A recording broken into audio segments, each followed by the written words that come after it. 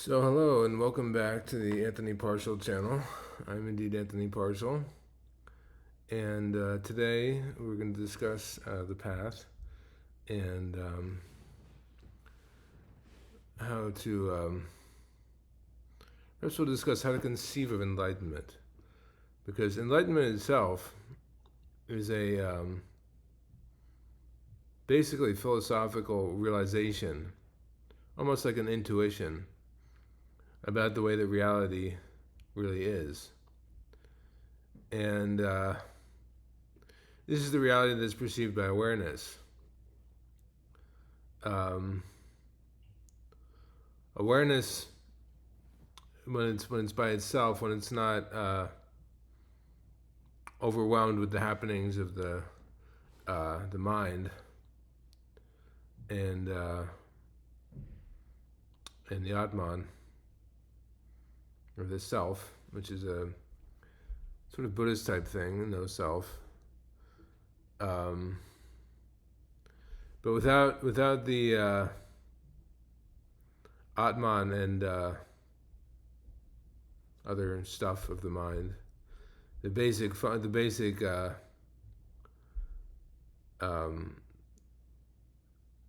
processing, the thing that notices reality, which is within the mind, is what they call awareness. And so if you perceive with a awareness without it being stirred together with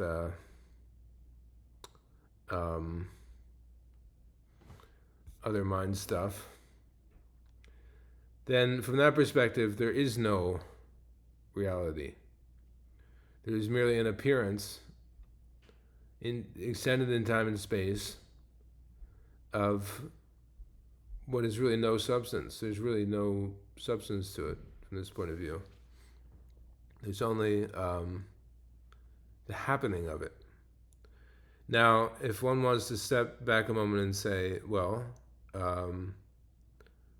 if all that's going on is the happening of this dream, then what about our individual feelings as individual sentient beings or people, or whoever you want to talk about?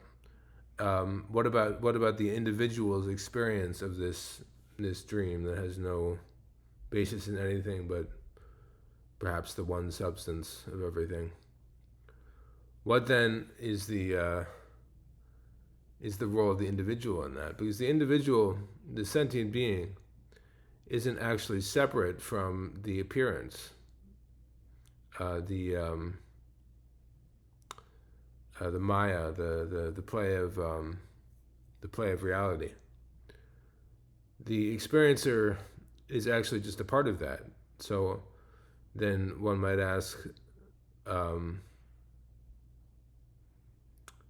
so from there you can go into a sort of delineation of the scientific reasons for why sentient beings are here, why they suffer, and why they experience what they experience.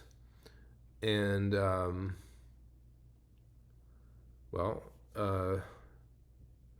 that's where mythology kind of meets science, because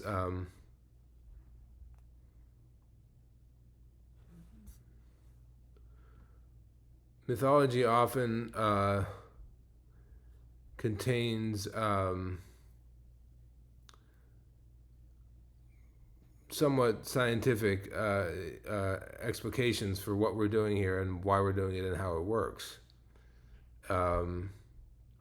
Science, on the other hand, it goes at it by trying to uncover or deduce or figure out the factual way that the universe works.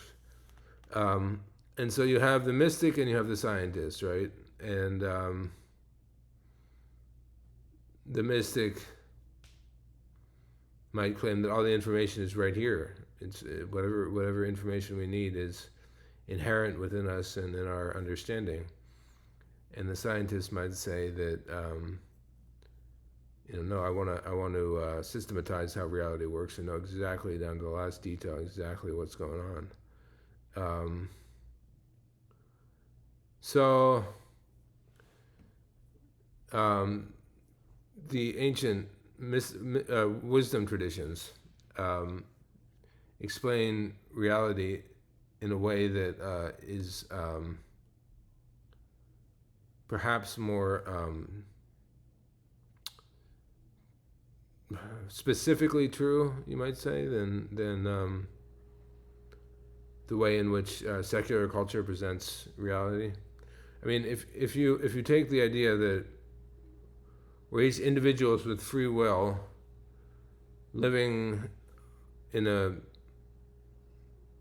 society, I mean, it's perfectly reasonable to say that. But at the same time, if you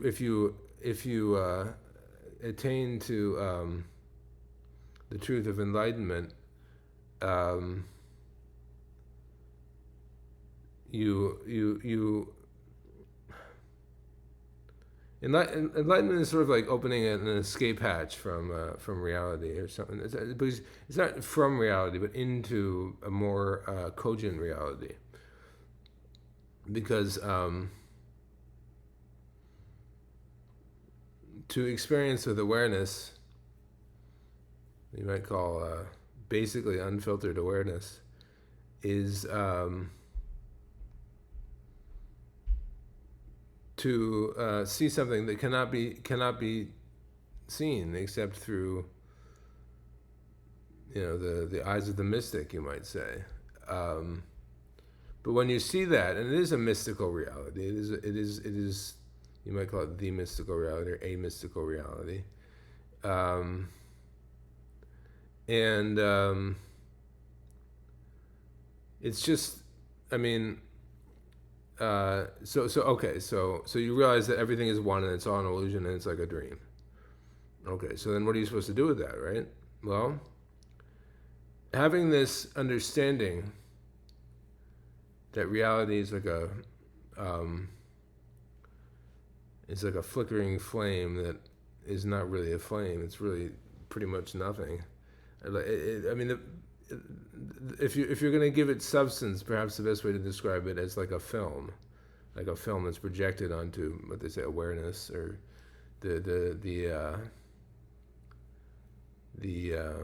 well, and then you might say that the awareness that perceives isn't different from the awareness that's out there projected on the screen. So the great thing about enlightenment is that it helps you to uh, understand or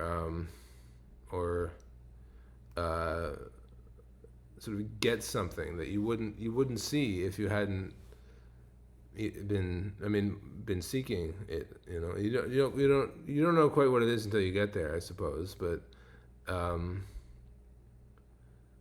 once you do attain enlightenment, then you're like, well, okay, what am I supposed to do with that? And you can it does sort of arouse love and compassion for all sentient beings, as they say in Buddhism. I think all sentient beings, or people, if you prefer, or whatever.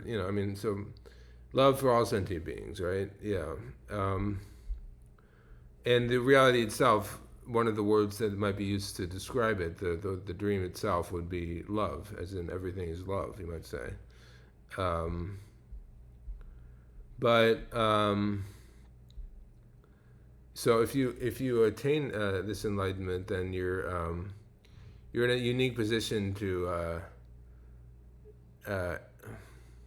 describe it or teach about it or whatever it is, and and see, there's no